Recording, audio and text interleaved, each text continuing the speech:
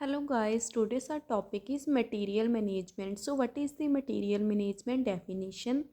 It is defined as system of planning, organizing, directing, coordinating, controlling and maintaining the equipments and supplies whereby there will be a right quantity and quality of stock items properly stored, distributed for the use whenever required at a given time.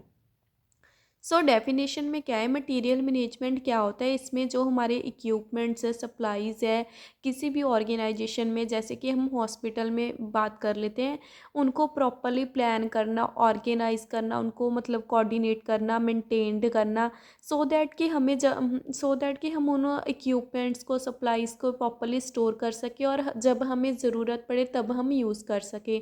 Material management में क्या है कि हमारे जो equipments है, supplies हैं, उनको properly store करना, उनको प्रॉपरली यूज़ करना, मतलब कि उनको प्रॉपरली ऑर्गेनाइज करके रखना, सो दैट कि जब हमें ज़रूरत हो तब हम उसे यूज़ कर सकें और मिस यूज़ ना हो। और prevention of the wastage of material, इससे जैसे क्या है कि जो वेस्टेज ऑफ मटेरियल है वो प्रिवेंट हो सकेगी।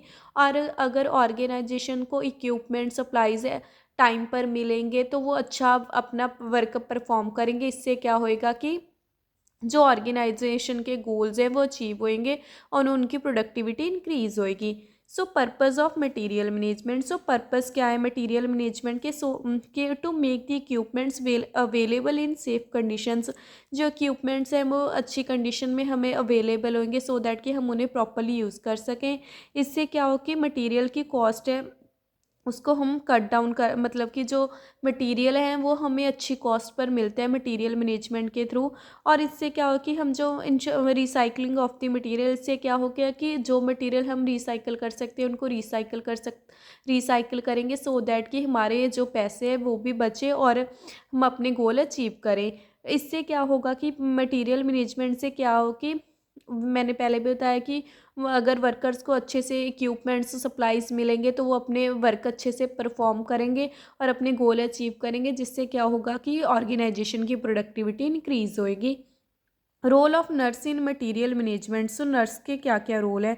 नर्स क्या इंश्योर करती है कि प्रॉपर जो मटेरियल है वो अवेलेबल होए और प्रोक्योरमेंट ऑफ द क्वालिटी, जो जाने कि अच्छी क्वालिटी के इक्विपमेंट्स और सप्लाईज उसको परचेज़ करने हैं और इंश्योर करनी है कि मटेरियल है वो सेफ़ कंडीशन में, सेफ़ जगह पर है। और keep check of resources in the unit.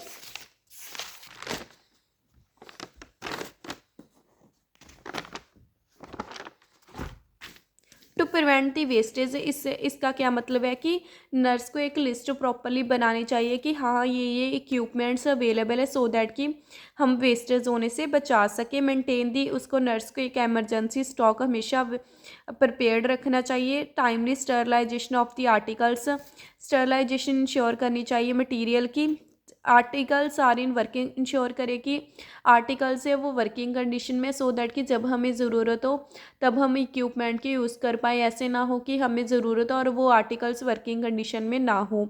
So nurse को जो पार्टिसिपेट करना चाहिए, मैनेजमेंट को सजेशंस देने चाहिए, आइडिया देने चाहिए कि कैसे हम मटेरियल मैनेजमेंट को मोटिवेट कर सकते हैं, मटेरियल मैनेजमेंट कैसे कर सकते हैं, उसके रिगार्डिंग पॉलिसीज़ कैसे बना सकते हैं। उसको एक प्रॉपर इवैल्यूएशन सिस्टम फार्मूलेट करना चाहिए, सो दैट कि वो जान सके कि कौन सी आइटम हो चुकी है, सो दैट कि वो जो भी आइटम्स कम है उनको परचेज कर सके, प्रोक्योरमेंट कर सके उन आइटम्स का। प्रोक्योरमेंट का मीनिंग क्या होता है? इट मीन्स होता है कि आइटम्स को परचेज करना, प्रोक्योरमेंट यानी कि परचेज करना। इसका प्रोसीजर क्या है? सबसे पहले हम आइडेंटिफाई करते हैं कि कौन सी आइटम हमें परचेज करनी है, कौन सी आइटम हमारे पास डेफिशिएंट है, सो दैट कि हम आइटम्स को परचेज करें। और उसके बाद हमें ना, मतलब कि जैसे कि हमने किसी भी ऑर्गेनाइजेशन की, फॉर एग्जांपल हमने हॉस्पिटल की बात की है, तो वेरियस मतलब बहुत सारे डिपार्टमेंट्स होते हैं, उनसे हमें परचेज रिक्वेस्ट आती है कि हाँ हमारे पास ये मटेरियल डेफिशिएंट है, हमें ये मटेरियल चाहिए। रिसिप्ट रिसीव करने के बाद जो मतलब कि मटेरियल मैनेजमेंट के हेड है वो डिसाइड करते हैं कि कौन सी आइटम्स बेस्ट हैं, फिर उनको ऑर्डर देते हैं। जब वो हम मटेरियल आ जाता है तब हम उसको स्टोर करते हैं, उसके बाद पेमेंट दे देते हैं और उसके बाद मेंटेन करते हैं कि कितना मटेरियल आया, कितने क्वांटिटी में है, कैसी क्वालिटी है, और फिर उसको मतलब कि वेरियस डिपार्टमेंट में जिनको मतलब जिन्होंने दी थी रिसिप्ट कि हाँ हमें ये ज़रूरत है, उनको मटेरियल प्रोवाइड किया जाता है। उसके बाद मेंटेनेंस एंड रिपेयर, यानी कि रिपेयर, इससे क्या होता है कि मेंटेनेंस एंड रिपेयर यानी कि जो मटेरियल अगर ख़राब हो गया, कोई वर्किंग कंडीशन है, उसकी रिपेयरमेंट किए जाते हैं। डिस्पोजल, अगर मटेरियल बिल्कुल ही ख़राब हो चुका है तो उसकी कॉन्डमनेशन और डिस्पोजल किया जाता है। So it's all about material management. So firstly हमने डेफिनेशन में पढ़ा।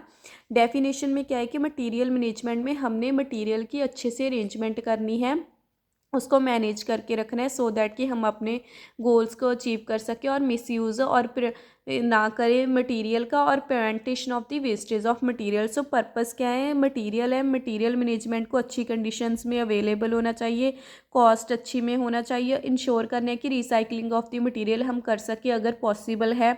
अगर मटेरियल मैनेजमेंट अच्छे से इक्विपमेंट्स और सप्लाईज होगी तो इससे क्या होगा कि वर्कर्स की एफिशिएंसी बढ़ेगी और वो प्रोडक्टिविटी इंक्रीज़ करेंगे और ऑर्गेनाइजेशन के गोल अचीव होंगे। सो नर्स का रोल क्या है, नर्स इंश्योर करती है कि प्रॉपर मटेरियल अवेलेबल होए, और जो भी मटेरियल डेफिशिएंट है उसको हम परचेज़ करें, और इंश्योर करती है कि सेफ्टी जो मटेरियल है वो अच्छी कंडीशन में और प्रॉपरली स्टोर्ड हो। उसको एक लिस्ट मेंटेन करनी चाहिए जिससे वो इंश्योर करती है, सो दैट कि उसको पता लगे कि कौन सा मटेरियल कितना यूज़ हो रहा है, सो दैट कि उसकी वेस्टेज ना हो सके। और एक एमरजेंसी स्टॉक मेंटेन करना चाहिए। Timely sterilisation of the material ensure करनी चाहिए। आर्टिकल से देखने चाहिए कि वर्किंग कंडीशन में है या नहीं है, और उसको पार्टिसिपेट करना चाहिए जो भी पॉलिसी है मटेरियल मैनेजमेंट के रिगार्डिंग, और एक प्रॉपर इवैल्यूएशन सिस्टम उसको फॉर्मुलेट करना चाहिए, सो दैट कि उससे पता लगे कि कौन सी आइटम्स यूज़ हो रही है और कौन सी नहीं। प्रोक्योरमेंट का मीनिंग होता है कि परचेज़ करना आइटम्स को।